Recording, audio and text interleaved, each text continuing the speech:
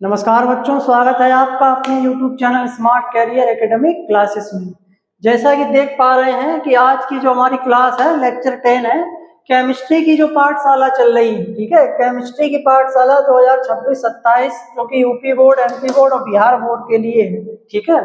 तो उसमें केमिस्ट्री की इस प्लेलिस्ट में, केमिस्ट्री की 12th क्लास की इस प्लेलिस्ट में हम पढ़ रहे थे सॉल्यूशन, यानी कि चैप्टर 1 सॉल्यूशन यानी कि विलयन, ठीक है।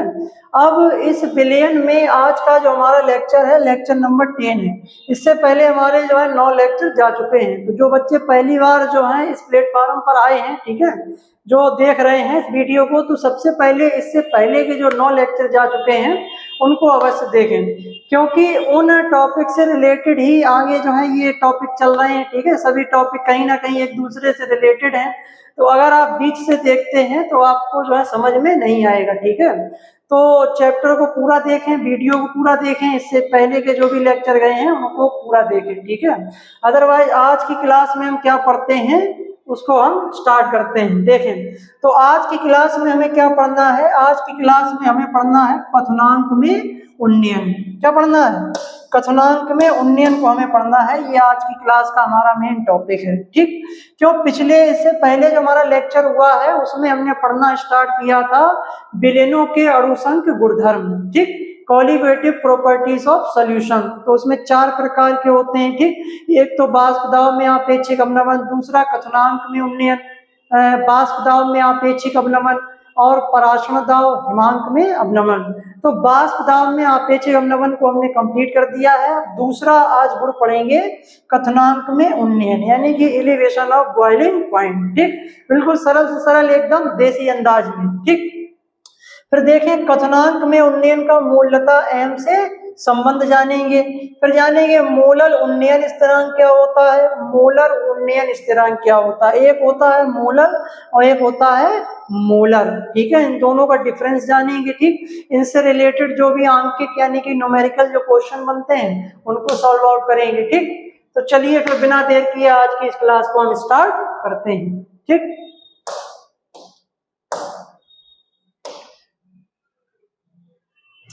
देखें तो इससे पहले के जो लेक्चर है उसमें हमने विलयनों के अणुसंघ गुणधर्मों के बारे में पढ़ा है, ठीक। तो जल्दी से थोड़ा सा रिकैप करते हैं केवल अणुसंघ गुणधर्मों के बारे में ही। तो देखो हमने बताया था कि किसी विलयन के ऐसे भौतिक गुण जो उस विलयन में उपस्थित विलेय पदार्थ के अणुओं की संख्या पर या उनके कणों की संख्या पर निर्भर करते हैं, तो ऐसे गुण क्या कहलाते हैं? अणुसंख्य गुणधर्म कहलाते हैं, ठीक। तो ये कैसे गुण है? भौतिक गुण है, ठीक। ज्यादा डिटेल में नहीं जाएंगे क्योंकि ये हमने अच्छे से सही से समझा दिया, ये केवल एक रिवीजन है थोड़ा, ठीक है। फिर देखें विलयन के ऐसे गुण जो केवल इस बात पे निर्भर करते हैं कि उसमें कितने कण यानी कि पार्टिकल्स घुले हुए हैं, ना कि इस बात पर कि वे कण क्या है, ठीक। वो इस पे निर्भर करेंगे कि उसमें कितने कण घुले हुए हैं, कितने अणु घुले हुए हैं, अणुओं की या किसी भी विलेय पदार्थ की कितनी सांद्रता में मौजूद है, कितने उसके मोल घुले हुए हैं, ठीक है, कितने उसके मोल्स हैं। तो उनके निर्भर करेगा, ना कि वे कण क्या है, इन पे निर्भर नहीं करेगा, ठीक है। कि कणों की प्रकृति क्या है, कि वो वाष्पशील है या अवाष्पशील है, ठीक है, या वो ध्रुवीय है या अध्रुवीय है, या वो आयनीकृत हो रहे हैं या नहीं हो रहे हैं आयनीकृत, इससे हमें लेना देना नहीं है, केवल उनके कणों की संख्या से लेना देना है, ठीक है। फिर देखें जैसे आप चीनी पानी में 100 दाने चीनी के डालें या 100 दाने आप किसके डाल दें, नमक के डाल दें, विलयन के अणुसंख्य गुणधर्म पर समान रूप से सेम प्रभाव पड़ेगा, केवल अगर हम अणुसंख्य गुणधर्मों का ही अध्ययन करेंगे, केवल अणुसंख्य गुणधर्मों पे। तो चाहे आप 100 दाने चीनी के डाल दें या 100 दाने नमक के डाल दें, दोनों के अणुसंख्य गुणधर्मों पर दोनों का प्रभाव एक जैसा पड़ेगा, ठीक। नोट करके लिखा है कि इन गुणों का संबंध उनकी रासायनिक संरचना या संगठन से नहीं होता है। जैसा हमने बताया कि विलेय पदार्थ को जो हम घोल रहे हैं उनकी रासायनिक संरचना क्या है, केमिकल स्ट्रक्चर क्या है, या उनका संगठन क्या है, इससे कोई लेना देना नहीं है, ठीक। अच्छा, फिर कह रहे हैं कि ये गुण विलयन में कणों की संख्या बढ़ने के साथ साथ उसी रूप में समान रूप से बढ़ते हैं, यानी कि जैसे जैसे इन कणों की संख्या बढ़ती है, नंबर ऑफ पार्टिकल्स बढ़ते हैं, वैसे वैसे ये जो अणुसंख्य गुणधर्म है उसी क्रम में लगातार बढ़ते चले जाते हैं, ठीक। चले, अच्छा, तो ये हो गया अणुसंख्य गुणधर्मों के बारे में। अब आगे चलते हैं। अब देखो अणुसंघ गुणधर्म कितने प्रकार के होते हैं। तो अणुसंघ गुणधर्मों के प्रकार, टाइप्स ऑफ कॉलिगेटिव प्रॉपर्टीज, ठीक, निम्नलिखित प्रकार के होते हैं। जैसा कि हमने पहले बताया कितने प्रकार के होते हैं, 4 प्रकार के होते हैं, ठीक। पहला है वाष्प दाब में आपेक्षिक अवनमन यानी कि relative lowering of vapour pressure. इस वाले को हमने कंप्लीट कर दिया है लेक्चर 9 में। तो जिन बच्चों ने नहीं देखा है सबसे पहले वो वाला लेक्चर देखें। इसमें हमने वाष्प दाब का अवनमन क्या होता है ये बताया है, और वाष्प दाब का आपेक्षिक अवनमन क्या होता है इसको बताया। दोनों में अंतर है, ठीक। और अवाष्पशील विलेय पदार्थों के लिए जो राउल्ट का नियम दिया गया है, ठीक है, उस राउल्ट के नियम को और उससे रिलेटेड न्यूमेरिकल क्वेश्चंस को भी उस लेक्चर में हमने कवर किया है, ठीक। तो वो वहां पे कंप्लीट हो गया है। तो ये वाला कंप्लीट हो गया हमारा। आज के इस लेक्चर में हम ये वाला पढ़ेंगे, कथनांक में उन्नयन या कथनांक का उन्नयन, यानी कि एलिवेशन ऑफ बॉइलिंग पॉइंट, ठीक है। और फिर आगे की क्लास में ये जो दो रह जाएंगे इनको आगे क्लास में कवर करेंगे, ठीक। अच्छा, उस दिन हमने बताया था कि अवनमन का मतलब होता है अवनमन का मतलब होता है घटना। अवनमन का मतलब क्या होता है, वो अवनमन का मतलब होता है रिलेटिव लोअरिंग, हाँ घटना, ठीक है। और कथनांक में उन्नयन का मतलब होता है बढ़ना, ठीक है। उन्नयन का मतलब क्या होता है, बढ़ना। जैसे अब क्या बढ़ना है तो कथनांक। तो कथनांक में बढ़ोतरी को, जब किसी विलयन का कथनांक बढ़ जाए, ठीक है, तो उसको क्या कहेंगे, साइंस में केमिस्ट्री में कहेंगे कथनांक में उन्नयन, ठीक। फिर अवनमन का मतलब होता है घटना। क्या घटना, वाष्प दाब का घटना। तो इस तरीके से ये ध्यान रखें। इसी तरीके से देखो दे रखा है हिमांक का अवनमन। तो अवनमन का मतलब क्या हो गया, घट रहा है। क्या घट रहा है, हिमांक घट रहा है, ठीक। अब पराशरण दाब थोड़ा इनसे अलग टॉपिक है तो उसको अलग देखते हैं, ठीक। तो चलिए फिर आज की क्लास हम स्टार्ट करते हैं, ठीक।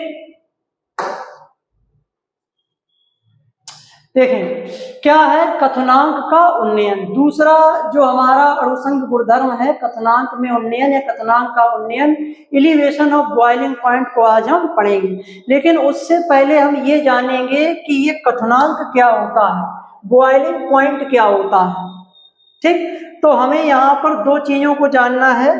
पहले तो हमें जानना है कि कथनांक क्या होता है, ठीक। दूसरा हमें जानना है कि ये कथन क्या होता है, कथन।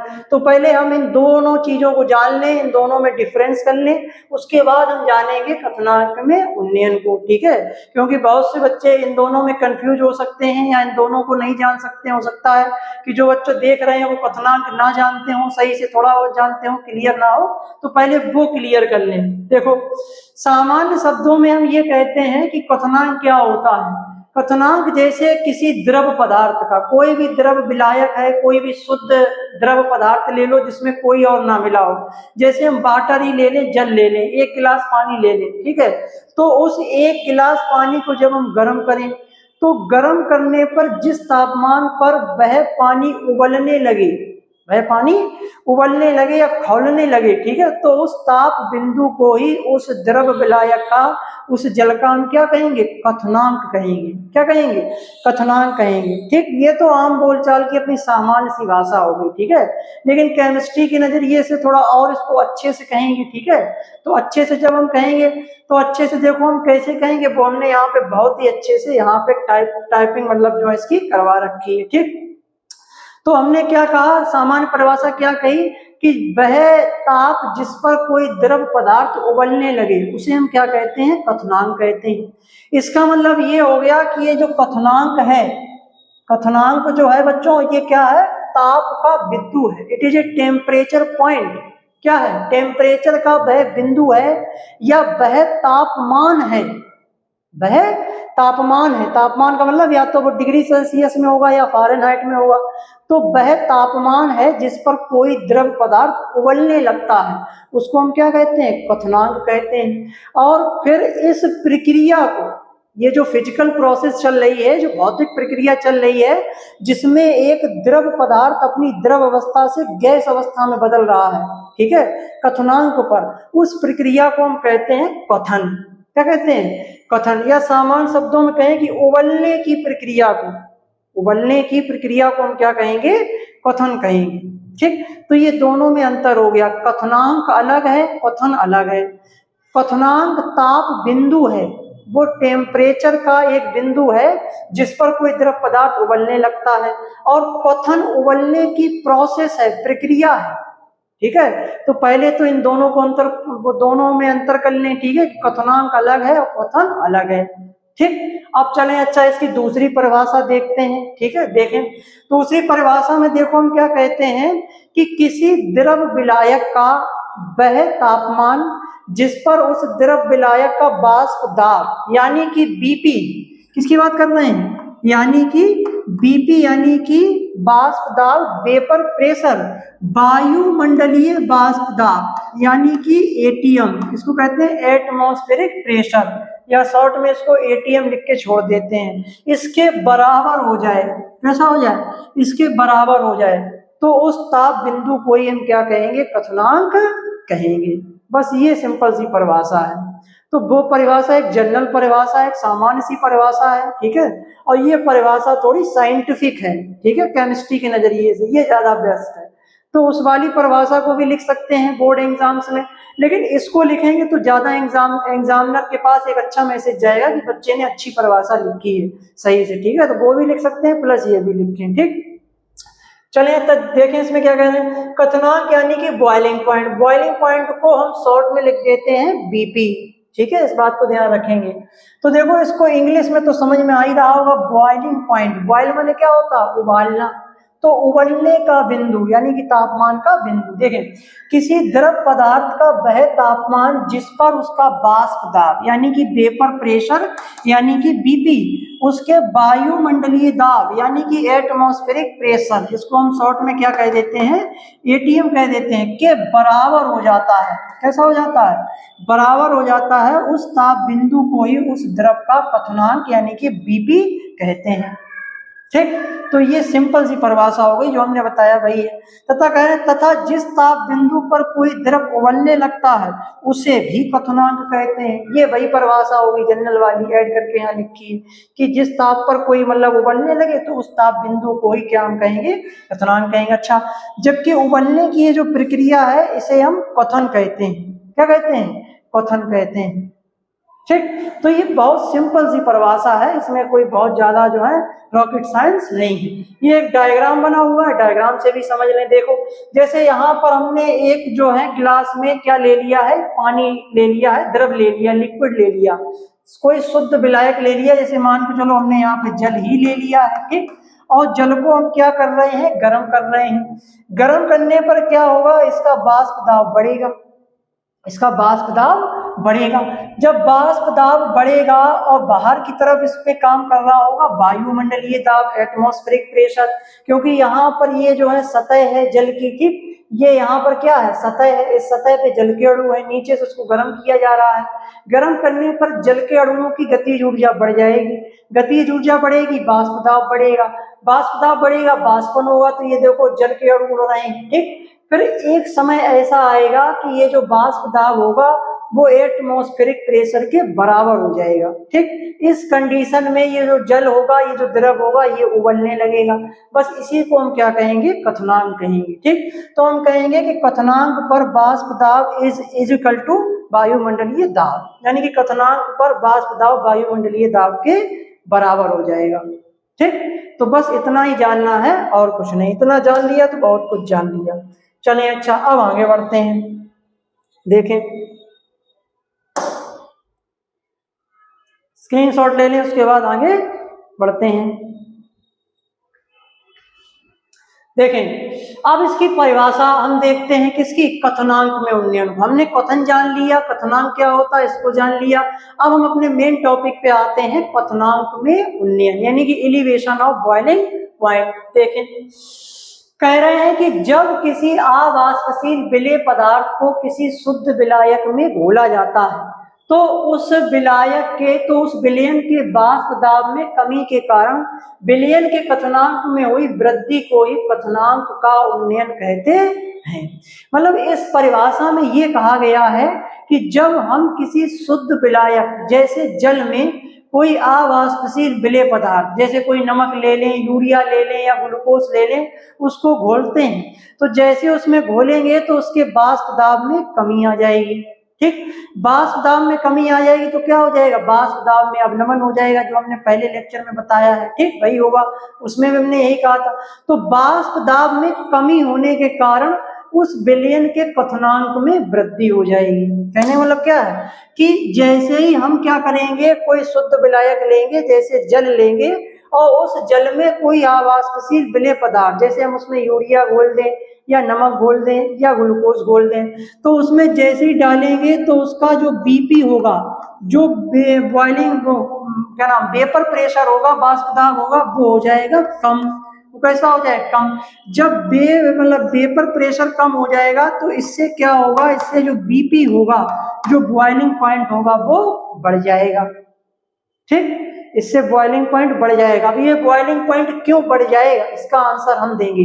ठीक है, अभी इतना जाने कि जब किसी जो है शुद्ध विलायक में कोई अवाष्पशील विलेय पदार्थ घोला जाता है तो बनने वाले विलयन के वाष्प दाब में कमी होने के कारण उसके बॉइलिंग पॉइंट क्वथनांक में वृद्धि हो जाती है। बस इसी वृद्धि को हम क्या कहते हैं, क्वथनांक में उन्नयन कहते हैं।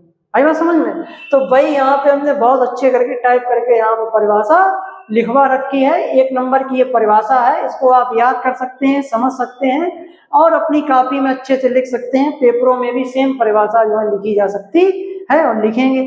ठीक, चलें। अच्छा, तो ये हो गया हमारा क्या, क्वथनांक में उन्नयन। समान शब्दों में कहें कि जब हम किसी शुद्ध विलायक जैसे जल में कोई अवाष्पशील विलेय पदार्थ घोल दें तो उसके विलयन में क्वथनांक में जो वृद्धि हो रही है, बस वही क्या है, क्वथनांक में उन्नयन है। यानी कि अवाष्पशील विलेय पदार्थ को घोलने पर विलयन के क्वथनांक में होने वाली वृद्धि को ही क्वथनांक में उन्नयन कहेंगे। बस बात खत्म, इतना है।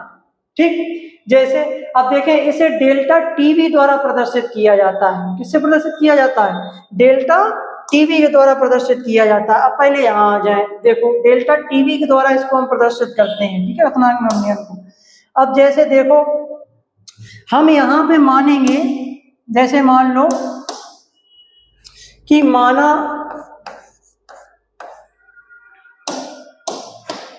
माना शुद्ध विलायक,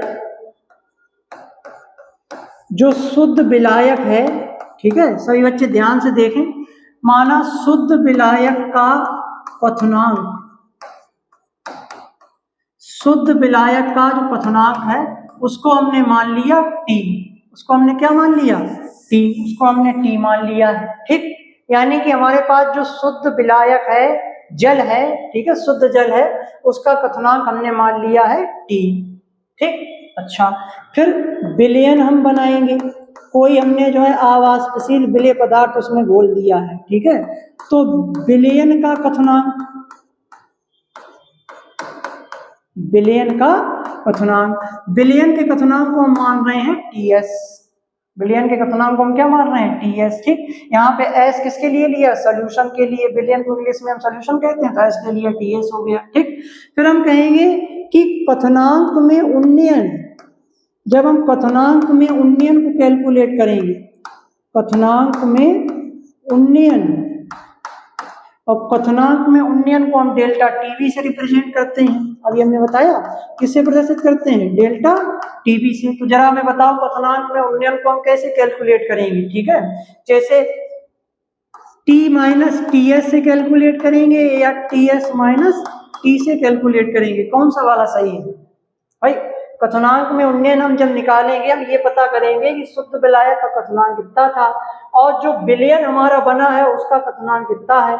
तो हमने क्या बताया, उन्नयन होगा, क्वथनांक में वृद्धि होगी। तो वृद्धि होगी यानी उन्नयन होगा, तो उसको यहाँ पे कैसे कैलकुलेट करेंगे, क्या हम टी में से टी एस घटाएं या टी एस में से टी घटाएं। तो देखो, जो बड़ा होगा उसको हम घटाएंगे।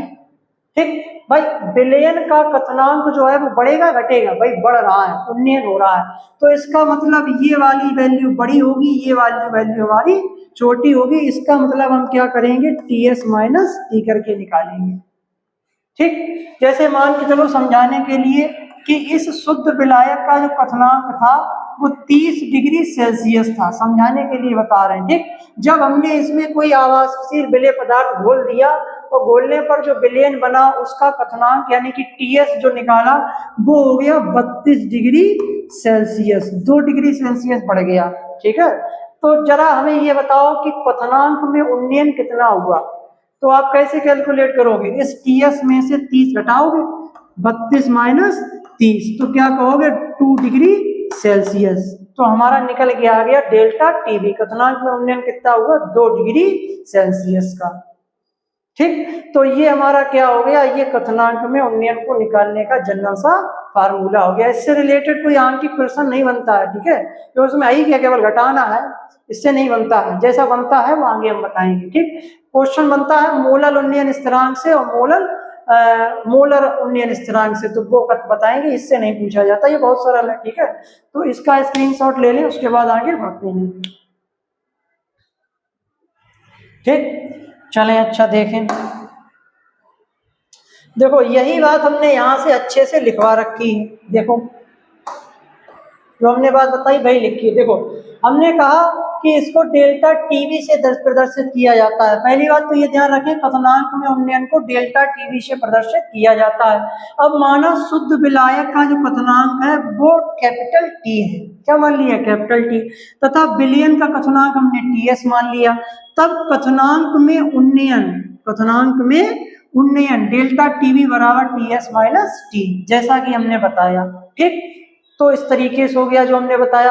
अब नोट करके एक बात यहाँ पर ये ध्यान रखें कि बीपी, यदि वाष्प दाब बढ़ रहा है तो उसका क्वथनांक घटेगा। वाष्प दाब अगर बढ़ रहा है, किसी विलयन का अगर वाष्प दाब बढ़ गया है तो क्वथनांक घट जाएगा, और अगर विलयन घट गया है तो क्वथनांक बढ़ जाएगा। ठीक, तो क्वथनांक में उन्नयन यही तो हुआ, यही तो बात हमने ऊपर लिखी कि जैसे हमने कोई शुद्ध विलायक लिया, उसमें कोई हमने अवाष्पशील विलेय पदार्थ घोला, तो वाष्प दाब में कमी होने के कारण क्वथनांक में जो वृद्धि हो जाती है उसी को हम क्या कहते हैं? क्वथनांक में उन्नयन कहते हैं, डेल्टा टीवी कहते हैं। तो ये बात है। ठीक, इसका अपोजिट भी हो सकता है कि अगर हम वाष्प दाब बढ़ाएंगे तो क्वथनांक घट जाएगा। ठीक, क्वथनांक घट जाएगा। फिर देखें, अर्थात इसका मतलब ये हो गया कि वाष्प दाब जो है क्वथनांक के कैसे है? व्यतिक्रमानुपाती है। कैसे है? व्यतिक्रमानुपाती, समानुपाती नहीं है, क्योंकि एक वैल्यू को बढ़ा रहे हैं तो दूसरी घट रही है, एक को घटा रहे हैं तो दूसरी बढ़ रही है, तो इसलिए कैसा? व्यतिक्रमानुपाती, यानी कि वाष्प दाब व्यतिक्रमानुपाती 1/, क्वथनांक। ठीक है, अच्छा एक बात और, यहाँ पे कुछ बच्चों को जैसे बेस अगर हो कमजोर तो वो एक बात समझ ली, जैसे दो चीजें होती है, एक होती है समानुपाती, एक होती है व्यतिक्रमानुपाती। बहुत से बच्चे जानते होंगे, लेकिन जो बच्चे नहीं जानते हैं, ठीक है, उनको लिए बता रहे हैं। एक होती है समानुपाती, एक होती है व्यतिक्रमानुपाती। समानुपाती और व्यतिक्रमानुपाती दोनों के चिन्ह सेम होते हैं। ठीक, समानुपाती में क्या होती है? एक चीज बढ़ रही है तो उसके अपोजिट में दूसरी चीज भी बढ़ेगी। अगर यहाँ पर एक चीज घट रही है तो उसके अपोजिट में दूसरी चीज भी घटेगी, तो साथ साथ चलेंगे। ठीक, व्यतिक्रमानुपाती में क्या होता है? एक चीज बढ़ रही है तो दूसरी चीज यहाँ पर घट जाएगी। ठीक, अगर यहाँ पर एक चीज घट रही है तो यहाँ पर उसके अपोजिट दूसरी चीज बढ़ जाएगी। समझ रहे हैं? तो अपोजिट में होगा, दोनों के साइन एक ही होंगे, बस अंतर ये होगा कि जब व्यतिक्रमानुपाती जब हम लिखेंगे तो इसमें दूसरी वाली जो वैल्यू लिखेंगे उसको हम 1/, में लिख देंगे, यानी कि 1 करके ऊपर वैल्यू को लिखेंगे। और अगर ये वैल्यू मान के चलो अगर समानुपाती में होती तो फिर हम 1 नहीं लिखते, केवल लिखते वाष्प दाब समानुपाती क्वथनांक। लेकिन ये व्यतिक्रमानुपाती है तो इसीलिए हमने चिन्ह तो सेम लगाया लेकिन 1/, में लिखा है। तो ये उन बच्चों के लिए है जिनको इस बारे में कोई जानकारी नहीं है या जो कंफ्यूजन में है। ठीक है, चलें, अच्छा अब हम आगे बढ़ते हैं। तो ये हमारा हो गया, ये बात ध्यान रखना कि वाष्प दाब अगर घटेगा तो क्वथनांक बढ़ेगा। ठीक, अब देखो यहाँ से क्वेश्चन जनरली क्या होता है, जैसे क्या कारण है कि पेट्रोल का जो क्वथनांक होता है वो जल के क्वथनांक से काफी कम होता है।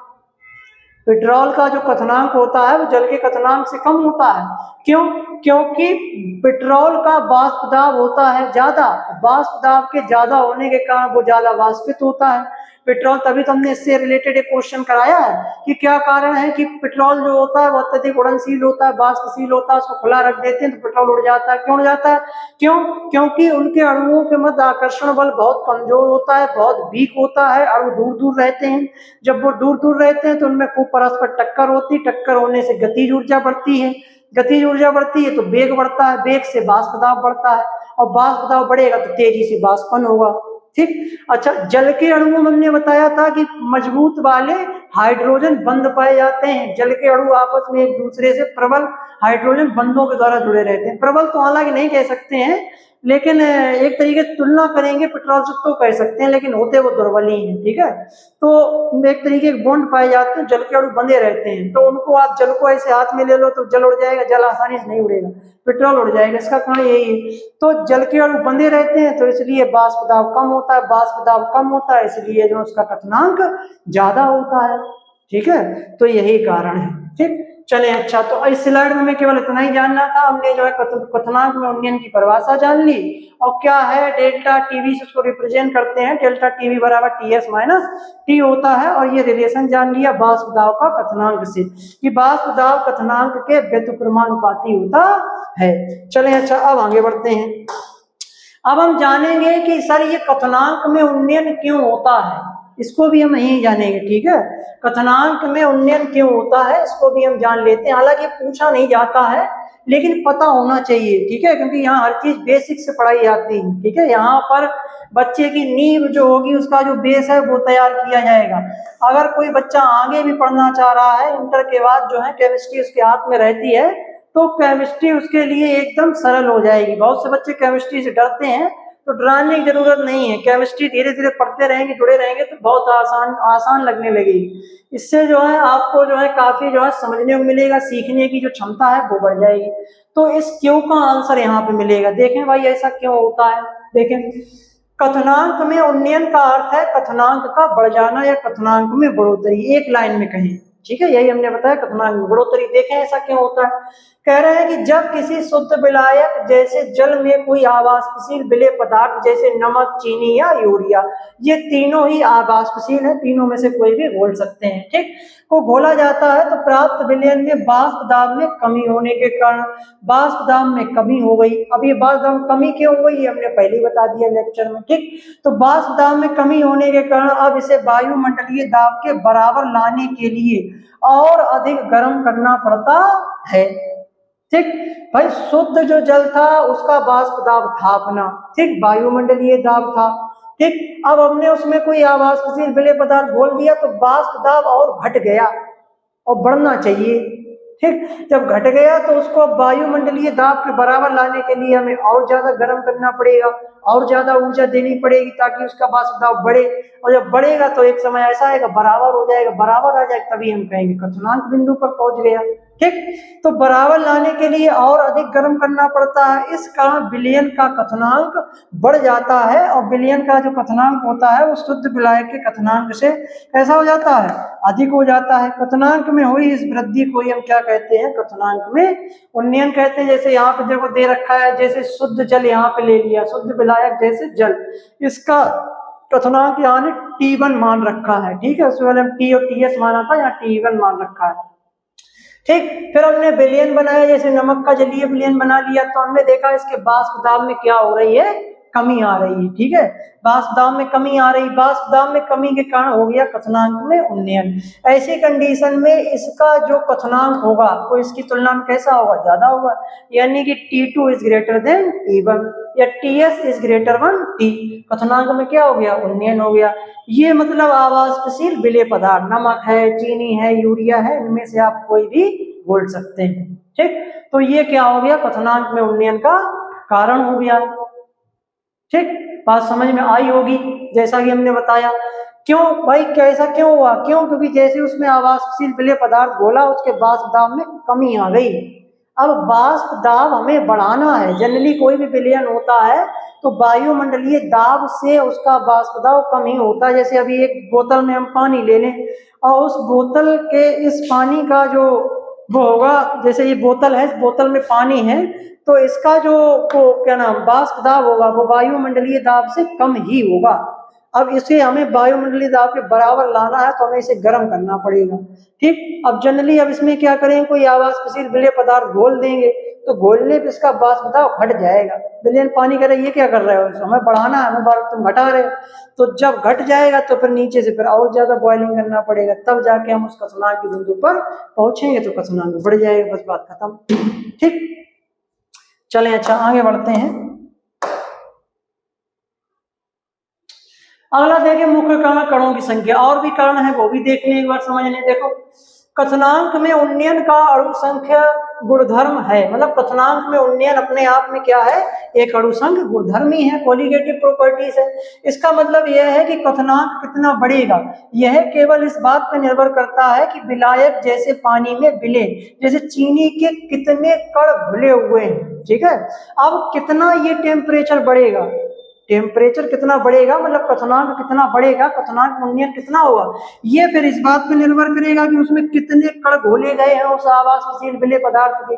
जैसे जैसे आवासशील विलेय पदार्थ की मात्रा बढ़ती चली जाए कथनांक में उन्नयन वैसे ज्यादा होता चला जाएगा। आप एक गिलास पानी में जैसे एक चम्मच नमक वो डाले चीनी, कथनांक में उन्नयन होगा, 2 चम्मच डाल देंगे और ज्यादा कथनांक में उन्नयन हो जाएगा। तो जैसे जैसे सांद्रता बढ़ेगी, जैसे जैसे विलेय पदार्थ के मोलों की संख्या बढ़ेगी, मोललता बढ़ेगी, वैसे वैसे कथनांक भी बढ़ेगा।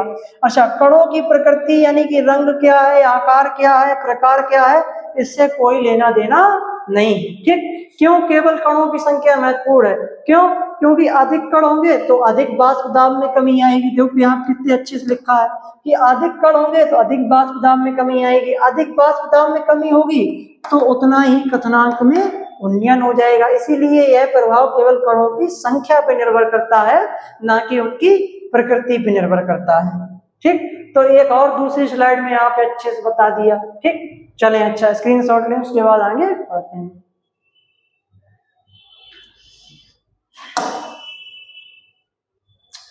देखें अब यहाँ पर हम जानेंगे कथनांक में उन्नयन का मोललता से संबंध, यानी कि relation between elevation of boiling point and molality यानी कि मोलरिटी, ठीक है। तो इन दोनों में हम क्या जान लेते हैं, संबंध जान लेते हैं, डेल्टा टीवी और एम के मध्य क्या रिलेशन है। देखो यहाँ पे बहुत अच्छे से लिखा है, ये पूछा जाता है, ठीक है, 1 नंबर में बाई चांस कभी कभार पूछ देते हैं और ये भी पता होना चाहिए। देखें कथनांक में उन्नयन यानी कि डेल्टा टीवी मोललता एम के समानुपाती होता है। कैसा होता है, समानुपाती। अब समानुपाती मतलब समझ गए होंगे बच्चे। इसका मतलब ये है कि कथनांक में उन्नयन जितना ज्यादा होगा वैसे वैसे मोललता भी बढ़ेगी। जनरली मोललता का रिलेशन है कि मोललता अगर बढ़ेगी किसी विलयन की तो कथनांक में उन्नयन भी उसी दर से बढ़ेगा। तो दोनों समान दर से बढ़ रहे हैं, एक वैल्यू बढ़ेगी तो साथ साथ दूसरी वैल्यू भी बढ़ेगी, क्योंकि मोललता हमें यह बताती है कि 1 किलोग्राम विलायक में विलेय के कितने मोल्स यानी कि कण घुले हुए हैं। अब देखो भाई कणों की बात आ गई, कणों की बात आ गई। जैसे 1 केजी विलायक में कितने कण घुले हैं, अब ये कण जितने ज्यादा घुले होंगे यानी कि जितने ज्यादा मोल घुले होंगे कथनांक में उन्नयन उतना ही ज्यादा होगा। तो यही बस मोललता से संबंध है। अतः कणों की संख्या जितनी अधिक होगी उन्नयन उतना ही अधिक होगा। तो हम कह सकते हैं डेल्टा टीवी जो है समानुपाती, यानी कि delta TV is proportional to small M, ठीक। जहां डेल्टा टीवी क्या है, कथनांक में उन्नयन है, एम मोललता है, ठीक। तो इस तरीके से ये काट दें, ये नहीं, ठीक है, ये गलत टाइप हो गया यहाँ पर, इसको काट दें। तो ये हमारा क्या हो गया, कथनांक में उन्नयन का मोललता एम से संबंध, ठीक है। देखो लिखा है कि शुद्ध विलायक का कथनांक टीवी है, विलेय मिलाने पर कथनांक ये, तो इन दोनों का जो अंतर आया वो क्या है, डेल्टा टीवी है। कणों की संख्या जितनी अधिक होगी उन्नयन भी उतना ही ज्यादा होगा। शुद्ध विलायक में देखो केवल ये शुद्ध विलायक के अणु थे, अब यहाँ विलेय मिलाने पर ये भी आ गए, ठीक। तो ये हो गया संबंध। तो सीधा सीधा ध्यान रखें, delta TV is proportional to M, ठीक। चलें, अच्छा अब हम आगे बढ़ते हैं, स्क्रीनशॉट लें जल्दी से, फिर हम आगे चलें।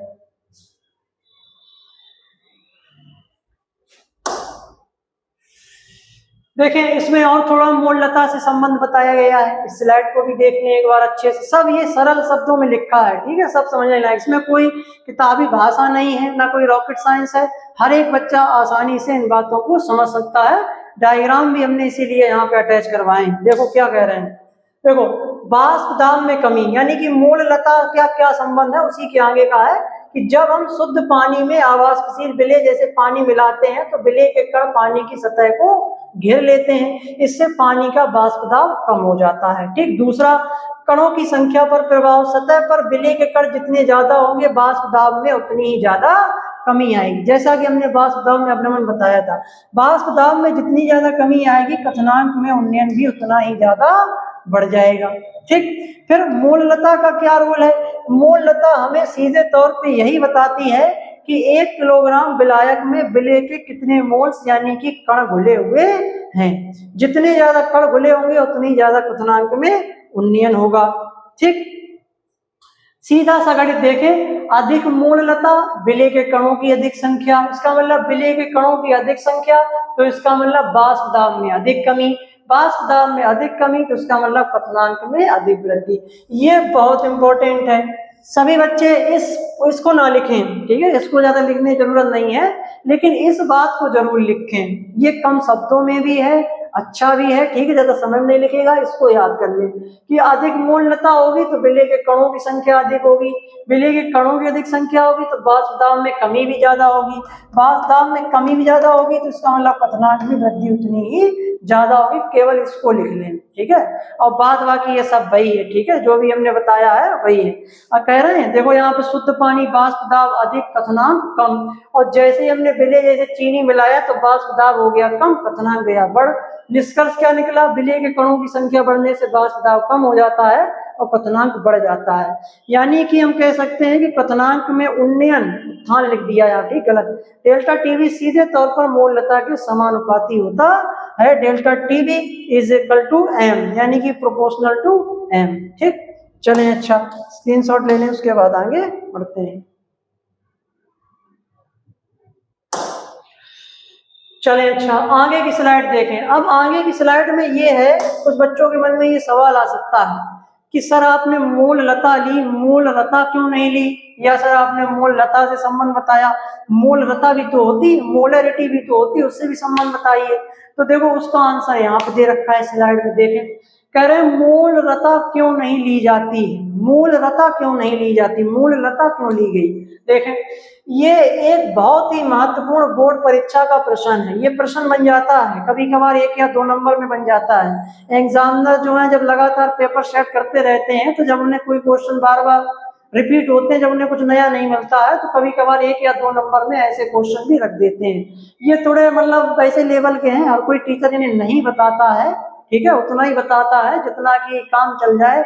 जैसे आज के समय के बच्चे हैं, जैसा वो इतना ही पढ़ना चाहते हैं तो हम जितने से पास हो जाए, बस हमारे हाथ में वो एक कागज आ जाए, बस इतना ही पढ़ना चाहते हैं, एक्स्ट्रा कोई पढ़ना नहीं चाहता है। तो ये हमने थोड़ा एडिशनल, ये भी एनसीईआरटी लेवल का क्वेश्चन है, ठीक है, नॉलेजेबल क्वेश्चन है ये, ठीक है, तो इसको भी जानना जरूरी। कभी कभार ये 1 या 2 नंबर में पूछ देते हैं। देखें, यह एक बहुत ही महत्वपूर्ण बोर्ड परीक्षा का प्रश्न है कि यहाँ मोललता का उपयोग क्यों नहीं किया जाता, मोललता क्यों ली गई। देखें, तापमान का प्रभाव, मोललता यानी कि कैपिटल एम विलयन के आयतन पर निर्भर करती है और तापमान बदलने पर आयतन बदल जाता है। सबसे बड़ा जो है कारण यही है कि तापमान पर निर्भर करती है। अगर जो है तापमान अगर हमने चेंज किया तो तापमान बदलने से आयतन बदल जाएगा, लेकिन आयतन बदलना नहीं चाहिए, ठीक है, आयतन बदलना चाहिए, आयतन बदल रहा है तो दिक्कत हो जाएगी। दूसरा, तापमान से स्वतंत्र, चूंकि हम यहाँ क्वथनांक उबालने की बात कर रहे हैं जहाँ तापमान बहुत अधिक बदलता है, भाई वहां तो हमें तापमान तो लगाना ही लगाना है, और यहाँ सीधा कह रहे हैं कि तापमान अगर बदला नहीं, आयतन बदल गया, आयतन बदल गया तो फेल हो जाएगा कॉन्सेप्ट। तो जहाँ तापमान बहुत अधिक बदलता है इसीलिए हम ऐसी इकाई का उपयोग करते हैं जो तापमान पर निर्भर ना करे, तापमान से स्वतंत्र हो, इंडिपेंडेंट हो टेम्परेचर से। मोललता एम द्रव्यमान पर निर्भर करती है और तापमान बदलने पर भी इसका मान बदलता नहीं है, ठीक है, तो इसीलिए हम मोललता लेते हैं, मोललता नहीं लेते हैं, मोललता लेते हैं, ठीक है। देखो यहाँ पे तापमान बढ़ने पर विलयन का आयतन बढ़ जाता है, और आयतन अगर बढ़ जाए, देखो यहाँ पे आयतन इतना था, आयतन में वृद्धि हो गई, तो वहां पे ये कॉन्सेप्ट लागू नहीं होगा। क्यों मोललता एम बेहतर है? तो इसीलिए बेहतर है कि मोललता द्रव्यमान पर निर्भर है, तापमान से स्वतंत्र है, ठीक, तापमान से स्वतंत्र है, और मोललता आयतन पर निर्भर है, ये तापमान पर निर्भर है, तो इसीलिए हम इसको यूज करते हैं, इसे हम यूज नहीं करते हैं। तो ये 1 या 2 नंबर का क्वेश्चन बनता है, इसे भी जरूर आप लिख लें, ठीक है, या केवल इतना ही लिख सकते हैं, ठीक है, कि जो मूल लता होती है वो उस विलयन में उपस्थित विलेय पदार्थ के द्रव्यमान पर निर्भर करती है और यह तापमान से स्वतंत्र होती है, जबकि मूल लता उस विलयन के संपूर्ण आयतन पर निर्भर करती है और तापमान पर भी निर्भर करती है। इसीलिए मूल लता लेते हैं, मूल रता नहीं लेते हैं। ठीक, तो इसका स्क्रीनशॉट लेने उसके बाद आगे बढ़ते हैं। चलिए, अच्छा, अब देखो इनसे रिलेटेड दो क्वेश्चन जो हमारे दैनिक जीवन से हैं। किससे रिलेटेड है? दैनिक जीवन से रिलेटेड दो क्वेश्चन है, जनरली जो है उनको हम देखते हैं, इनका सामना हम करते हैं, ये दैनिक जीवन के हैं। देखो भाई क्या कह रहे हैं, देखो कथनांक में उन्नयन से दैनिक जीवन से जुड़े प्रश्न। अंडे उबालते समय पानी में थोड़ा सा नमक NaCl क्यों मिला दिया जाता है? ठीक है, अंडे उबालते समय देखा होगा कि क्या होता है कि पानी में थोड़ा सा नमक मिला दिया जाता है। या पहले समय में क्या था, जब प्रेशर कुकर नहीं थे तो उसी में भगोने वगैरह में चावल वगैरह दाल वगैरह बनाई जाती थी, तो उसमें थोड़ा सा नमक मिला देते थे। ठीक है, अपने घर में जो दादी बाबा हो या नाना नानी हो, जो भी हो, उनसे पूछना तो बताएंगे कि हाँ ऐसा होता था, उसमें थोड़ा नमक मिला देते थे। तो ये नमक क्यों मिला देते थे? यानी कि उस बर्तन में दाल और मतलब चावल को पकाते समय और यहाँ अंडे को उबालते समय, दोनों का सेम आंसर है। देखते हैं क्या है वैज्ञानिक कारण उत्तर। नमक मिलाने के पीछे का मुख्य कारण कथनांक में उन्नयन से ही है। क्या है? कथनांक में उन्नयन से ही है। इसे हम निम्नलिखित बिंदुओं से समझ सकते हैं। देखें भाई कैसे समझेंगे। कथनांक का बढ़ना, जब हम शुद्ध पानी में नमक यानी कि आवासशील विलेय पदार्थ मिलाते हैं तो पानी का वाष्प दाब कम हो जाएगा। इसके कारण पानी का कथनांक क्या होगा? बढ़ जाएगा। अब पानी अधिक टेम्परेचर पर उबलेगा, पहले 100 डिग्री पे उबल रहा है, अब जैसे उसमें थोड़ा सा नमक डाल देंगे तो हो सकता है कि वो 100.3 या 4 या 2 डिग्री सेल्सियस पर उबले तो बढ़ जाएगा। ठीक, अच्छा, इस तापमान में वृद्धि का क्या फायदा होगा? देखें, अब पानी 100 डिग्री सेल्सियस पर उबलने के बजाय उससे अधिक तापमान जैसे 102 डिग्री या 103 डिग्री पर उबलता है। ठीक है, हमने यहाँ पॉइंट पे किया है, लेकिन यहाँ पे मतलब पूरा डिग्री ही बढ़ा दिया है, 102 या 103 पे उबलता है। निर्भर करेगा कितना विलेय पदार्थ घोला गया है, ज्यादा घोलोगे तो ज्यादा उन्नयन होगा, ज्यादा टेम्परेचर बढ़ेगा। ठीक, अब देखो तापमान में वृद्धि हो गई। अब इस तापमान में वृद्धि का क्या फायदा होगा? पहला, समय की बचत। बर्तन के अंदर का तापमान अधिक होने के कारण अंडा अंदर से जल्दी पक जाता है। ठीक है, पानी 100 डिग्री पर उबलता है, दुनिया की कोई ताकत शुद्ध पानी को 100 डिग्री से उबाल सकती है? ज्यादा नहीं उबाल सकती। लेकिन जब उसमें नमक डाल देंगे या कोई आवासशील विलेय पदार्थ घोल देंगे तो वो 100 से ज्यादा भी उबलेगा, फिर उसका 100 नहीं रहेगा कथनांक, फिर वो 102 103 पे उबलने लगेगा। और इसका फायदा मिलेगा कि हमारा जो उसमें पक रहा है, चीज जो पक रही है वो जल्दी पक जाएगी। इससे ईंधन और समय दोनों की बचत हो जाती है। ईंधन भी हमारा कम खर्च होगा, समय भी कम लगेगा। अब अतिरिक्त लाभ क्या होगा? नमक का पानी अंडे के छिलके को थोड़ा सख्त भी करता है। ठीक, जिससे उबलते समय अंडा टूटता नहीं है और उबलने के बाद उसका छिलका बहुत आसानी से उतर जाता है। ठीक है, इस प्रकार नमक मिलाने से कथनांक बढ़ता है, तापमान बढ़ता है, अंडा जल्दी और अच्छी तरह पकता है, समय और ईंधन दोनों की बचत होती है और अंडे का छिलका आसानी से उतर जाता है। ये यहाँ पे देखो डायग्राम के थ्रू समझा रखा है कि पहले शुद्ध पानी कथनांक 100 डिग्री था, इसको गर्म कर रहे हैं, वाष्प दाब अधिक, शुद्ध पानी कथनांक में जब उन्नयन हुआ, जब इसमें नमक मिला दिया, नमक मिला हुआ पानी वाष्प दाब कम हुआ, कथनांक में उन्नयन हुआ। अब टेम्परेचर कितना हो गया? 102 या 103 डिग्री हो गया। ऐसी कंडीशन में अधिक तापमान पर पानी उबलता है, अंडा अंदर से जल्दी और अच्छी तरह पकता है। ये देखो पक रहा है। ठीक, छिलका आसानी से उतर जाता है और अंडा टूटता नहीं है। ऐसा नहीं है कि अंडा उबलते समय टूट जाए, तो एक ये भी फायदा है, जल्दी पक जाएगा और अंडा जल्दी टूटेगा भी नहीं उसका छिलका।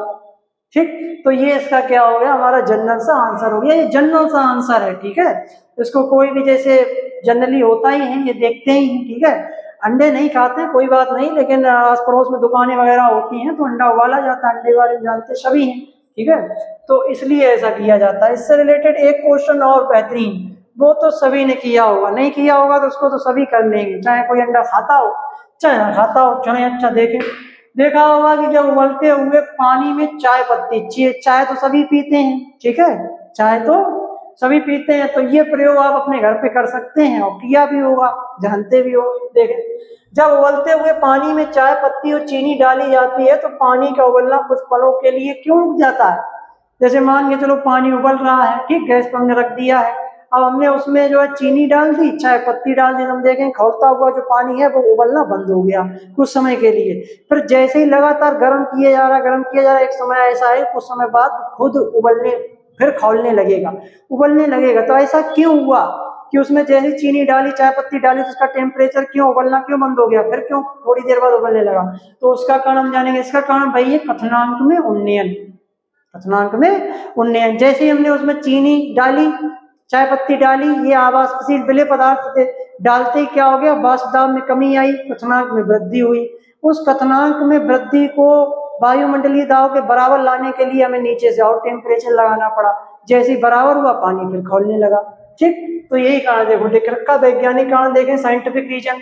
वाष्प दाब में कमी, शुद्ध पानी 100 डिग्री सेल्सियस पर उबल रहा होता है, जैसे ही उसमें चीनी अवाष्पशील विलेय डालते हैं पानी का वाष्प दाब कैसा हो जाता है, कम हो जाता है।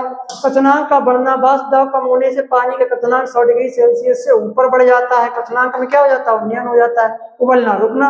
अब पानी को उबलने के लिए और अधिक गर्मी यानी कि तापमान की जरूरत होती है, इसीलिए जब तक बर्तन का तापमान उस बढ़े हुए क्वथनांक तक नहीं पहुंच जाता, ठीक है, तब तक पानी का उबलना रुक जाता है। जैसे ही वो पहुंच जाए उस बिंदु फिर उबलने लगेगा।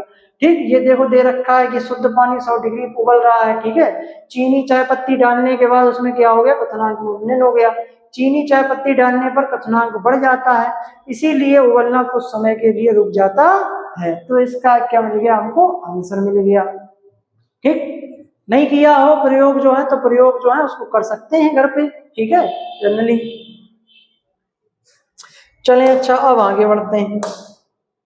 तो ये कुछ रिलेटेड टॉपिक, ठीक है, ये क्वेश्चन है क्वथनांक में उन्नयन से वो थे हमने बताया, ठीक है, जनरल अपने दिनचर्या के हैं, daily day to day life के उदाहरण है, आसानी से देखा जा सकता है। देखें, अब यहाँ पर हम पढ़ेंगे मोलर उन्नयन स्थिरांक, इसको पूछा जाता है। क्वथनांक में उन्नयन से रिलेटेड कोई न्यूमेरिकल क्वेश्चन आता है तो वो इस रूप में आएगा, डायरेक्ट नहीं आएगा। ठीक, इसमें दो चीजें पढ़ेंगे, एक पढ़ेंगे मोलर उन्नयन स्थिरांक और एक पढ़ेंगे मोलर उन्नयन स्थिरांक। ठीक है, एक को सही से समझ लें, एक को सही से समझ लें, दूसरा ऑटोमेटिक तैयार हो जाएगा। एक को सही से समझ लें एकाग्र मन से, ठीक है। सभी बच्चे ध्यान से देखें क्या कह रहे हैं। देखो, मोलर उन्नयन स्थिरांक, मोलर एलिवेशन कांस्टेंट, कह रहे हैं कि 1 किलोग्राम या 1000 ग्राम विलायक में 1 मोल अवाष्पशील विलेय पदार्थ को घोलने पर क्वथनांक में जो वृद्धि होती है उसे ही मोलर उन्नयन स्थिरांक कहते हैं। सिंपल शब्दों में आप ये समझे कि 1 किलोग्राम पानी ले लें, 1 किलोग्राम पानी ले लें तौल के, और इस 1 किलोग्राम पानी में आप 1 मोल कोई अवाष्पशील विलेय पदार्थ जैसे चीनी, यूरिया, नमक घोल लें, तो उतना घोलने पर उस विलयन के क्वथनांक में कितना उन्नयन हो गया, क्वथनांक में कितनी वृद्धि हो गई, बस इसी को हम क्या कहेंगे, मोलर उन्नयन स्थिरांक कहेंगे। बस बात खत्म। 1 किलो पानी में 1 मोल अवाष्पशील विलेय पदार्थ को घोलने पर क्वथनांक में कितनी वृद्धि हुई, बस वही हमारा क्या है, मोलर उन्नयन स्थिरांक है। ठीक है, ये आप ध्यान रखें। अच्छा, मोलर उन्नयन स्थिरांक क्या हुआ, इसके जस्ट आगे पढ़ेंगे। तो केवल इतना ही अंतर है कि यहाँ पर हम जो विलायक ले रहे हैं वो 1000 ग्राम, 1 केजी ले रहे हैं, 1 किलोग्राम, वहां पे हम क्या करेंगे, केवल 100 ग्राम लेंगे। कितना लेंगे, 100 ग्राम। 100 ग्राम विलायक में 1 मोल घोलने पर जितना क्वथनांक उन्नयन होगा वो है मोलर उन्नयन स्थिरांक। बस बात खत्म। ठीक है, तो एक को सही से समझ लो, दूसरा ऑटोमेटिक तैयार हो जाए। कोई बहुत बड़ी इसमें रॉकेट साइंस नहीं है, हर बच्चा आसानी से समझ सकता है। ठीक, तो वही हो गया। अच्छा, इसे हम केवी से प्रदर्शित करते हैं। किससे प्रदर्शित करते हैं, केवी से, ध्यान रखना।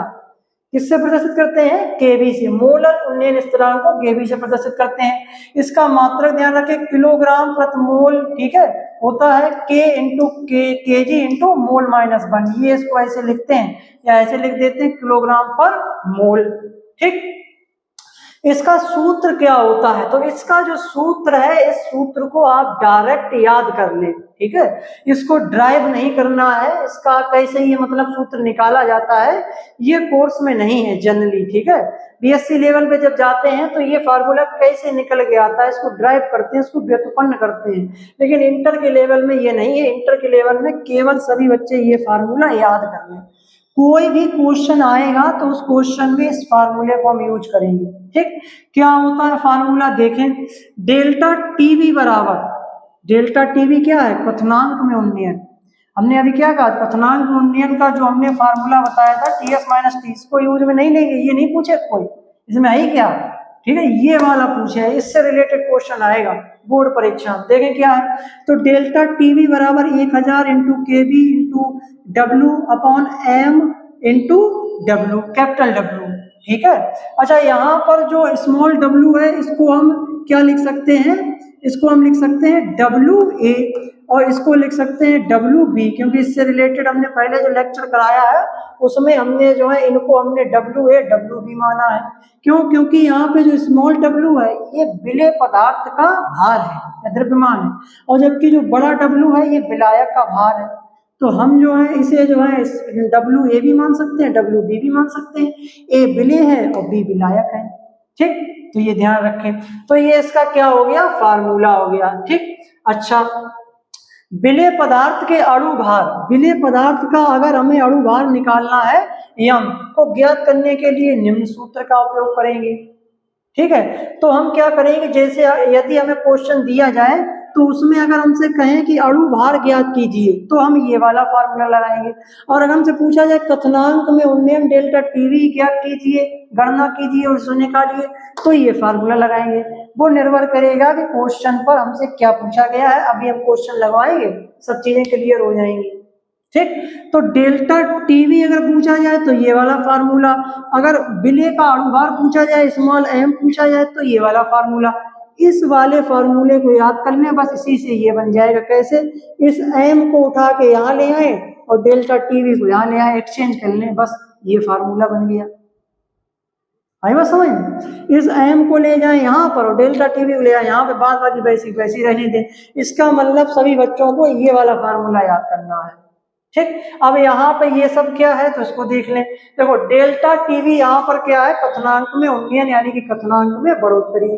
केवी क्या है, केवी यहाँ पे मोलर उन्नयन स्थिरांक है। मोलर उन्नयन स्थिरांक किससे प्रदर्शित किया था, केवी से। डब्ल्यू क्या है, स्मॉल डब्ल्यू विलेय का भार है। कैपिटल डब्ल्यू क्या है, विलायक का भार है, और एम क्या है, विलेय का अणु भार है। ठीक, तो ये सब जो है, तो इस तरीके से हमसे पूछा जाता है। अगर पूछा जाए कि मोलर उन्नयन स्थिरांक से आप क्या समझते हैं तो इतना ही सब लिख देना है बस। ये जो चित्र वही वाला रिपीट हो गया, ठीक है, गलती से वही वाला प्रिंट हो गया है। बात होगी मोलर उन्नयन स्थिरांक में आपको बस इतना ही लिखना है, ये इसका फार्मूला है, इस फार्मूले को याद करना है। अगर हमसे कथनांक में उन्नयन पूछे तो ये वाला फार्मूला लगा देना है, अणु भार पूछे तो ये वाला फार्मूला लगा देना है। फार्मूला फिर देख लें, डेल्टा टीवी बराबर 1000 into K B into small W upon small M into W. ठीक, तो ये फार्मूला हो गया। अभी इससे रिलेटेड क्वेश्चन लगाएंगे तो उसमें ये फार्मूला हम उपयोग में लेंगे। ठीक है, चलिए, अच्छा अब आगे बढ़ते हैं, स्क्रीनशॉट ले लें, उसके बाद हम आगे बढ़ते हैं। चलें, अच्छा आगे देखें।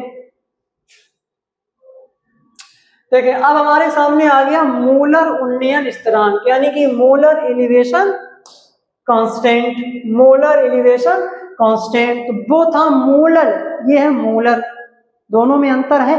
ठीक है, और अंतर थोड़ा बहुत अंतर है लेकिन ज्यादा नहीं, लेकिन अंतर है। ठीक है, देखें हमने क्या था कि वहां पर हमने 1000 ग्राम यानी कि 1 किलोग्राम विलायक में 1 मोल विलेय पदार्थ का घोला था।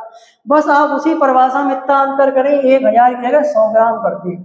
कितना कर दें, 100 ग्राम कर दें, आपका क्या हो जाएगा, मोलर उन्नयन स्थिरांक हो जाएगा। देखो भाई लिखा है कि किसी विलयन के 100 ग्राम में विलेय पदार्थ का 1 मोल, 1 मोल वहां पे भी घोला था, 1 मोल यहाँ पे भी घोलना है। घोलने पर कथनांक में जो उन्नयन होता है उसे मोलर उन्नयन स्थिरांक कहते हैं। इसे हम के से रिप्रेजेंट करते हैं, उसको हमने केवी से किया था, इसको के से रिप्रेजेंट करेंगे। ठीक, इसका मात्रक के इंटू मोल -1 प्रति 100 ग्राम होता है, और इसे संक्षेप में K100 भी लिखा जाता है। इसको K100 भी लिख सकते हैं संक्षेप में, जैसे K लिखा तो उसको हमने लिखा था KV। ठीक है, इसको हम K ना लिख के इसको हम K100 भी लिख सकते हैं। इससे पता लग रहा है 100 हमको बता रहा है कि किसकी बात कर रहे हैं, मोलर की बात कर रहे हैं, मोलर की। ठीक है, इसका फार्मूला बस वो फार्मूला हमने क्या कहा, एक ही फार्मूला याद करना है और नहीं उसी फार्मूले सब बना लेंगे। कॉमन। वहां पे हमने क्या लिया था 1000, ये वहां पे 1000 लिया था, बस उसी फार्मूले में 1000 की जगह कर दो 100। वहां पे हमने के भी लिया था, के भी जगह बस कर दो के, जो बस हमारा दूसरा फार्मूला बन गया। ठीक, तो फार्मूला एक ही याद करना है, उसी फार्मूले में चेंज करके हम दूसरा बना लेंगे, तीसरा बना लेंगे। ठीक, तो डेल्टा टीवी बराबर 100 इंटू के इंटू डब्ल्यू और अपॉन एम इंटू डब्ल्यू। ठीक, तो ये तब भाई क्वथनांक में उन्नयन के लिए ये फार्मूला लगाएंगे। और जब हमें अणु भार ज्ञात करने के लिए कहा है तो क्या करेंगे, एम को यहाँ ले आएंगे, डेल्टा टीवी को यहाँ ले आएंगे। एम बराबर 100 इंटू के into W upon delta TV into capital W, ये हमारा फार्मूला हो जाएगा। ठीक, अच्छा, अब एक बात हमारे ध्यान से सुने कि जो मोलल उन्नयन स्थिरांक है, ठीक है, मोलल उन्नयन स्थिरांक है जो के भी है, उससे रिलेटेड क्वेश्चन जो है बोर्ड परीक्षा में पूछे जाते हैं, चाहे वो यूपी बोर्ड हो, चाहे एमपी बोर्ड हो, चाहे कोई सा भी बोर्ड हो, स्टेट बोर्ड हो, मोलल उन्नयन स्थिरांक से ही क्वेश्चन बनते हैं 99 केसेस में। ठीक है, 99 केसेस में क्या होता है कि मोलल उन्नयन स्थिरांक से ही क्वेश्चन बनते हैं। केवल 1% में ही बाई चांस एग्जामिनर ने जो है ज्यादा ही अगर दिमाग उसका वैसा हो गया, लगातार एक ही क्वेश्चन को रखते हुए एक ही टॉपिक से रिलेटेड, तो 1% चांस है कि इससे क्वेश्चन रख दें, नहीं तो वही वाले मोलल उन्नयन स्थिरांक से क्वेश्चन रखे जाते हैं। ठीक है, प्रीवियस ईयर क्वेश्चन उठा के देखना, उसमें इसी से क्वेश्चन मिलेंगे। चलें, अब हम शिफ्ट होते हैं उन न्यूमेरिकल्स की तरफ कि इनसे रिलेटेड न्यूमेरिकल्स कैसे पूछे जाते हैं। ठीक है, उन न्यूमेरिकल्स की तरफ हम शिफ्ट होते हैं। देखो, देखें, ये एक न्यूमेरिकल है। ठीक है, कुछ न्यूमेरिकल और लगा लें, तो आज की क्लास में अंततः जो भी हमने पढ़ना था वो हम पढ़ चुके हैं, उससे रिलेटेड न्यूमेरिकल देखें भाई न्यूमेरिकल क्या है। न्यूमेरिकल को रीड आउट करें, न्यूमेरिकल क्या है। कह रहे हैं कि जब 9 ग्राम ग्लूकोज को 100 ग्राम जल में घोला जाता है, 9 ग्राम ग्लूकोज को 100 ग्राम जल में घोला जाता है, तो क्वथनांक में होने वाला उन्नयन यानी कि डेल्टा टीवी की गणना कीजिए। जल के लिए केवी बराबर 0.52 और ग्लूकोज का अणुभार 180 ग्राम पर मोल है। ठीक है, तो ये हमारे सामने क्वेश्चन है, क्या हमसे पूछ रहे हैं, डेल्टा टीवी। क्या पूछ रहे हैं, डेल्टा टीवी मतलब क्वथनांक में उन्नयन। तो क्वथनांक में उन्नयन का जो हमने फार्मूला बताया वो लगाएंगे, बोलेंगे लगा देना टीएस माइनस टी वाला। ठीक है, जो मोलल उन्नयन स्थिरांक वाला बताया वो फार्मूला लगाएंगे। अब वो फार्मूला क्या था, उस फार्मूले को देखें, क्या पूछा गया है, डेल्टा टीवी, तो डेल्टा टीवी वाला फार्मूला लगाएंगे। देखो, डेल्टा टीवी बराबर 1000 into KV into small W upon small M into capital W, ये फार्मूला है।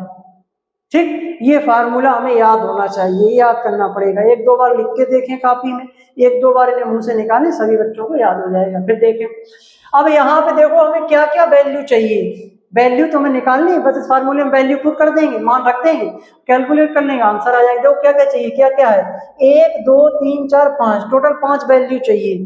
5 में से हमें ये तो निकालनी ही है, हमें कितनी चाहिए, 1 2 3 4, बस ये 4 वैल्यू इस क्वेश्चन में से निकाल लें। जो क्वेश्चन हमें दिया है इसमें से आप 4 वैल्यू निकाल लें और निकाल के फार्मूले में रख दें, कैलकुलेट कर लें, आंसर आ जाए, बस बात खत्म, कोई दिक्कत वाली बात ही नहीं। देखें भाई, 4 वैल्यू निकालें। पहले हम निकालें ये स्मॉल डब्ल्यू बड़ा डब्ल्यू, स्मॉल डब्ल्यू और बड़ा डब्ल्यू। देखें तो इसको कैसे हम हल करेंगे, देखो इसका सॉल्यूशन कैसे करेंगे। देखो, पहले निकालें, कुछ भी निकाल सकते हैं। ठीक है, हमें निकालना भाई विलेय का भार निकालें। विलेय का भार यानी कि द्रव्यमान वेट निकालें, यानी कि हम क्या निकालेंगे, स्मॉल डब्ल्यू। स्मॉल डब्ल्यू देखें कितना दे रखा है, विलेय क्या है यहाँ पे, ग्लूकोज। ग्लूकोज कितना लिया गया है, 9 ग्राम। कितना लिया गया है, 9 ग्राम। ठीक, अब निकालें विलायक का भार। विलायक का भार देखें, कैपिटल डब्ल्यू यहाँ पे कितना दे रखा है, कैपिटल डब्ल्यू देखो 100 ग्राम जल। जल कितना लिया गया है, 100 ग्राम जल यहाँ पे विलायक के रूप में है। ठीक, अब क्या निकाल लें सर, अब ऐसा कीजिए केवी का मान निकाल लो। केवी, केवी क्या है, केवी क्या है, मोलल उन्नयन स्थिरांक। मोलल उन्नयन स्थिरांक किसका होगा, जल का। जल का केवी, देखो जल का केवी दे रखा है उनको, केवी बराबर 0.52, केवल इतना ही लिख लें। ठीक है, फिर और हमें क्या चाहिए सर फार्मूले के लिए, और हमें जो है चाहिए है एम चाहिए। क्या चाहिए, एम। यानी कि विलेय पदार्थ का अणुभार चाहिए। विलेय पदार्थ यानी कि जो ग्लूकोज है उसका हमें क्या चाहिए, अणुभार चाहिए, मॉलिक्यूलर वेट यानी कि स्मॉल m चाहिए। ठीक, स्मॉल m देखो दे रखा है कि ग्लूकोज का अणुभार 180 ग्राम। ठीक, 180 ग्राम दे रखा है। 4 वैल्यू में चाहिए, चारों वैल्यू हमारे सामने आ गई निकल के। अब इसको फार्मूले में रखें, कैलकुलेट करें, आपको क्या मिल जाएगा, आंसर मिल जाएगा। देखें 1000 इंटू केवी, केवी की वैल्यू देखें क्या है 0.52, स्मॉल डब्ल्यू की वैल्यू क्या है 9 अपॉन एम क्या दे रखा है 180 इंटू कैपिटल डब्ल्यू यानी कि 100 ग्राम।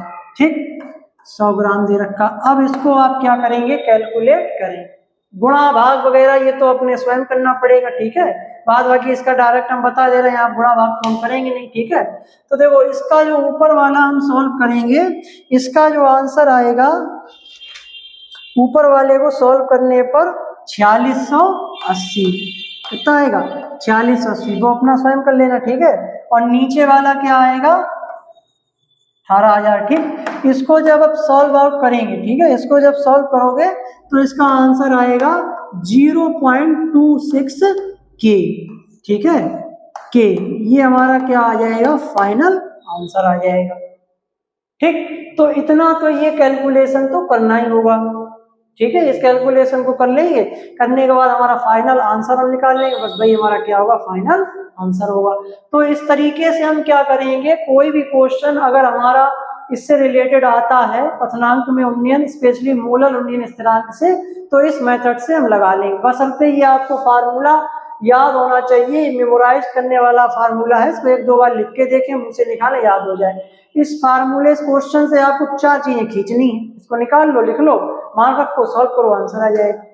ठीक, अच्छा यहाँ पर एक मन में सवाल आ रहा होगा, आ रहा है, नहीं आ रहा है, चलो नहीं आ रहा तो हम ले आएंगे, हमारा तो काम ही यही है। देखें, जैसे हमने कहा था कि 1000, आपने सर ये कहा था कि जो मोलर उन्नयन स्थिरांक होता है उसमें हम विलायक में 1000 ग्राम या 1 केजी में 1 मोल बोलते हैं।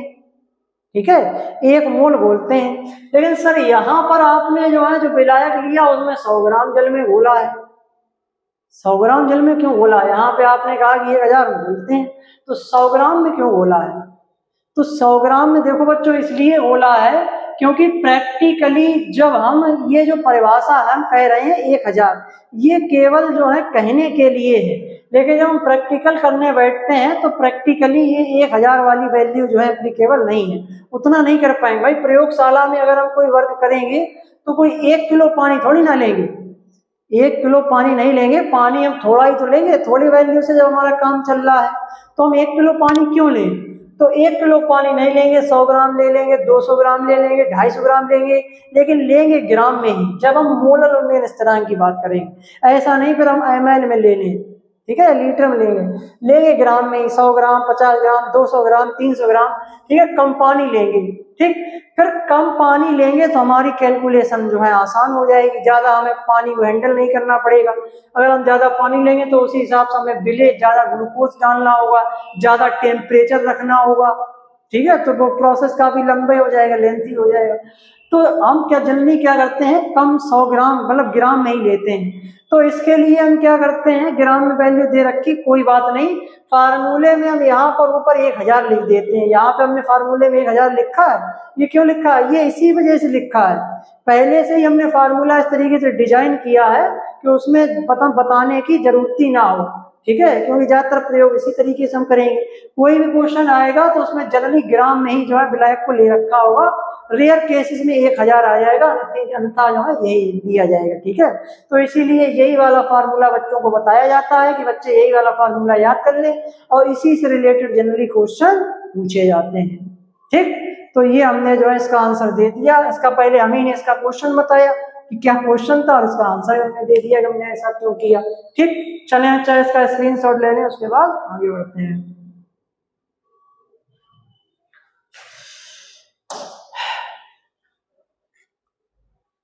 अगला देखें क्वेश्चन,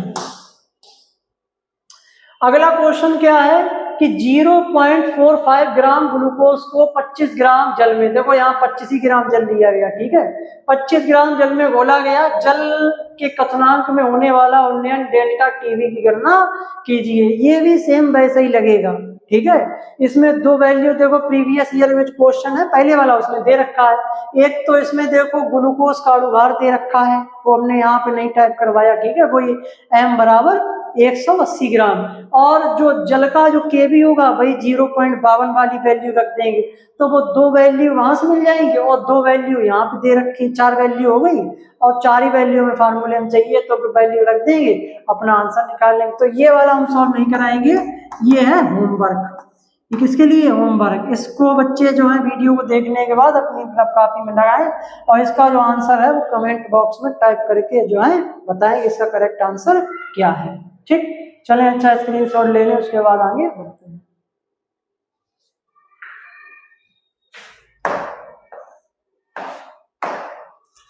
चलें, अच्छा अगला देखो क्वेश्चन है। अगला जो क्वेश्चन है इसमें क्या है, इसमें देखें,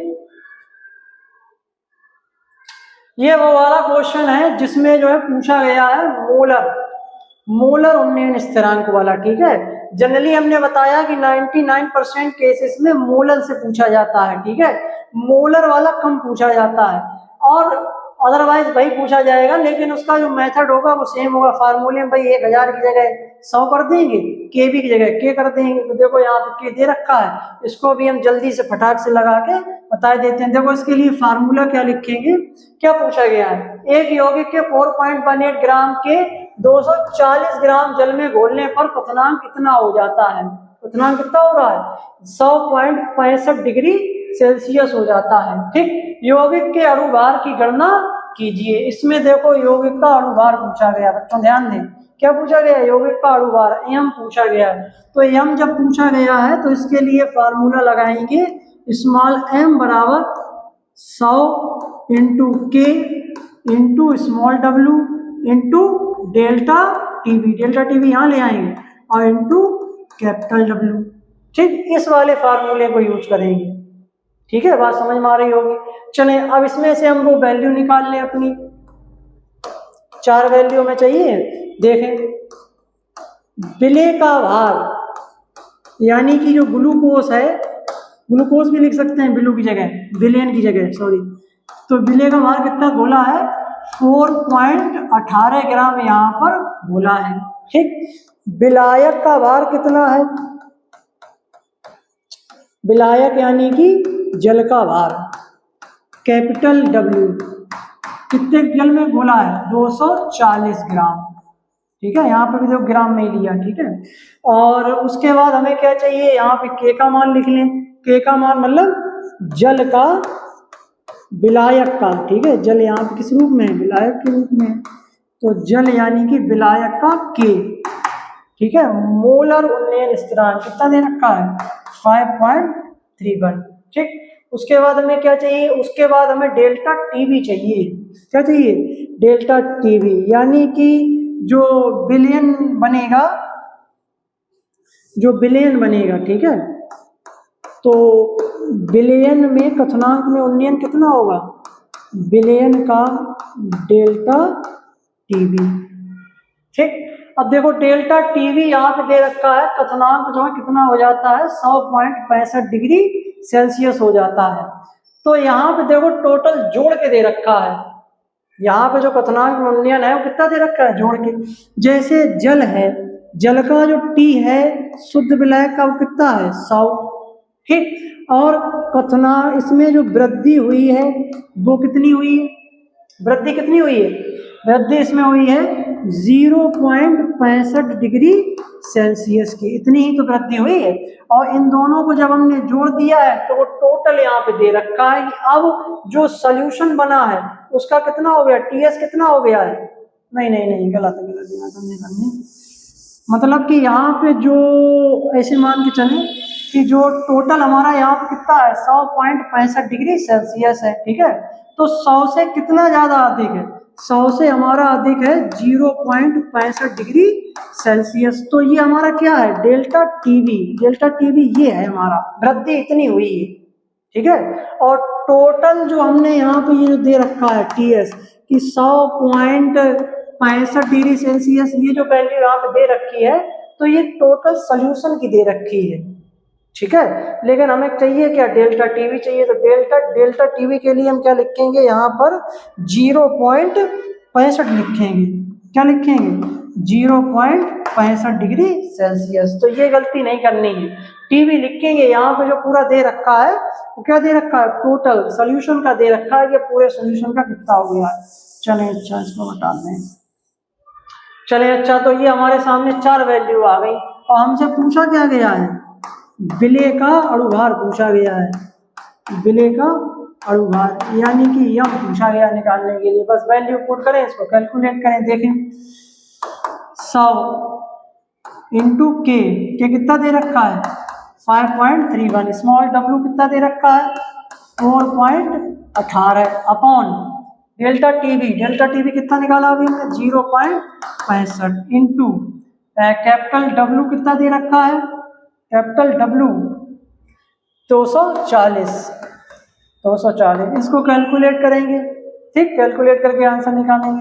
तो देखो जब इसको कैलकुलेट हम करेंगे तो इसका जो आंसर यहाँ पर आएगा ऊपर वाले का 219.58, ठीक। ऊपर वाले का जब आप टोटल गुणा करेंगे, ठीक है, पॉइंट से पॉइंट काट देंगे फिर गुणा करेंगे तो इतना आएगा, ठीक है।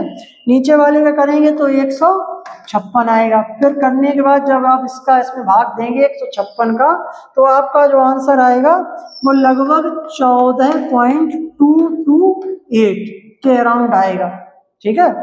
और ये जो आएगा वो आएगा ग्राम पर मोल। तो ये क्या आ जाएगा, अणुभार आ जाएगा, फाइनल आंसर, ठीक है। 14.228 ग्राम पर मोल, ये फाइनल आंसर है। तो जब आप इसको वैल्यू रख के आप इसको सॉल्व करेंगे, कैलकुलेट करेंगे, तो ये हमारा फाइनल आंसर मिलेगा। इसको सॉल्व करके देख लेना, लगभग यही आएगा, ठीक है। तो इस तरीके से क्या होगा, ये हमको जो है इसका आंसर मिल जाएगा। बस यहाँ पे ध्यान रखना, कभी कभार यहाँ पे बच्चे गलती कर जाते हैं, ठीक है। इसीलिए जानबूझ के क्वेश्चन रखा है कि यहाँ पे टोटल देखो दे रखा है। ज्यादातर जल कोई ऐसे ब्लैक के रूप में लेते हैं, ठीक है। तो उसमें जब देखो कि 100 से ऊपर वैल्यू बढ़ी हुई है, तो यहाँ पे जो दे रखा होगा ये टोटल TS दे रखा है और हमें यहाँ चाहिए डेल्टा टीवी। तो इस तरीके से हम घटा के निकाल लेंगे जो भी हमने बताया था, ठीक। तो इस तरीके से हमारे क्या हो जाएंगे, इससे रिलेटेड जो भी क्वेश्चन वगैरह पूछे जाते हैं उसको हमने आज की इस क्लास में कंप्लीट करवाया। जैसा बताया कि ज्यादातर क्वेश्चन मोलर उन्नयन स्थिरांक से ही पूछे जाते हैं, ठीक है। इससे बहुत कम चांस है कि इससे क्वेश्चन बने, लेकिन ये भी आना चाहिए। अगर इससे बनेंगे तो सर पहचानेंगे कैसे, तो पहचानने का तरीका देखो, ये दे रखा होगा, ये के दे रखा होगा, वैल्यू हमको इसकी दे रखी होगी। कोई भी क्वेश्चन दे रखा होगा उसमें के भी और के की वैल्यू दे रखी होगी, ठीक। तो अगर के है या के 100 है, समझ जाओ किसकी बात कर रहे हैं, मोलर उन्नयन स्थिरांक वाला फार्मूला लगाना है। और अगर के भी दे रखा है, ठीक है, या के 1000 भी दे रखा है, तो समझ जाओ मोलर उन्नयन स्थिरांक की बात कर रहे हैं, हमें वो वाला फार्मूला लगाना है 1000 वाला, ठीक। और इस बात में गलती नहीं करना, ये हमने बता दिया है। बात बाकी बहुत सरल है और कोई नहीं। इसी में वैल्यू घुमा घुमा के हर साल जो है क्वेश्चन बोर्ड परीक्षा में पूछे जाते हैं। बस सबसे ये फार्मूला याद होना चाहिए। और जो गलतियां होती बच्चों से वो हमने बता ही दिया है। कैसे पहचानेंगे कि किसमें हमें जो है वो मोलर वाला लगाना है, मोलर वाला लगाना है, वो भी बता दिया है, ठीक है। तो आज की क्लास के लिए इतना ही।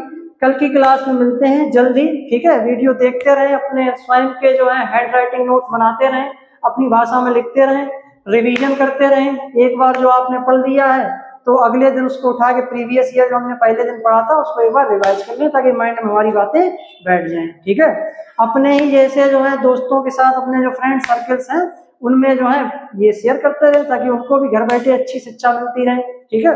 बाद बाकी जो हम कुछ मांग तो रहे नहीं है, ठीक है। यही कह रहे हैं कि शेयर करें, लगातार हमसे जुड़े रहें, देखते रहें, ठीक है। चलें अगला जो टॉपिक होगा उसको हम कवर करेंगे हिमांक में अवनमन, ठीक। इस क्या नाम चैप्टर को कंप्लीट होने में 2 या 3 लेक्चर और आएंगे, चैप्टर समाप्त हो जाएगा। उसके बाद एक या 2 लेक्चर में, एक में हम जो है प्रीवियस ईयर क्वेश्चन लेके आएंगे MCQ, एक में अति लघु और लघु बता देंगे कि कैसे करके पूछे जाते हैं, केवल क्वेश्चन बता देंगे इस टाइप के पूछे जाते हैं, ठीक है, ऐसे करके। क्योंकि बहुत से बच्चे क्या होते हैं, उन्होंने पढ़ रखा है लेकिन उन्हें ये नहीं मालूम है कि ये हमसे जो है क्वेश्चन जो है कैसे पूछा जाएगा, तो उन्हें ये भी पता होना चाहिए कि किस रूप में हमारे सामने क्वेश्चन आ सकता है। और एक क्लास में हम जो है न्यूमेरिकल भी लगवा देंगे मिक्स करके, ठीक है। हालांकि साथ साथ हम न्यूमेरिकल लगवाते चले हैं टॉपिक वाइज, जहाँ पे जिस टॉपिक से न्यूमेरिकल बनते हैं वो हमने साथ साथ लगवा दिए हैं, लेकिन फिर भी एक क्लास रखेंगे जिसमें मिक्स लेके आएंगे, ठीक है। तो जुड़े रहे हमारे साथ, पढ़ते रहें लगातार, ठीक है, रिवीजन करते रहें। मिलते हैं अगली क्लास में, ठीक, धन्यवाद।